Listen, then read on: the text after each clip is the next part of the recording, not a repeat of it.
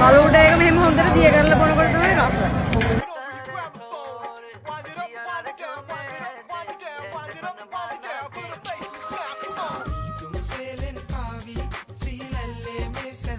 කෑම කන්න පොලි මේ බඩ.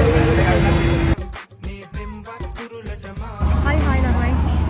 අදිෂ්ඨිකලයක් නැහැ. ඉතින් අපි මේ ජයශ්‍රී අයියගේ කොට්ටු ආද රෙලි කරන්නේ. ස්ටිකල් දෙන්න කොහොමද ඒ තරම් දෙනක? ඔව් ස්ටිකල් කොහෙද?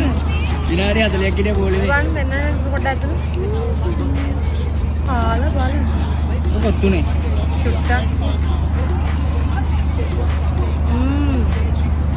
එහෙම. ස්පයිස් එකට චිලි පේස්ට් ගත්තේ නෑ මික්ස් ස්පයිස් එකක් ගත්තේ.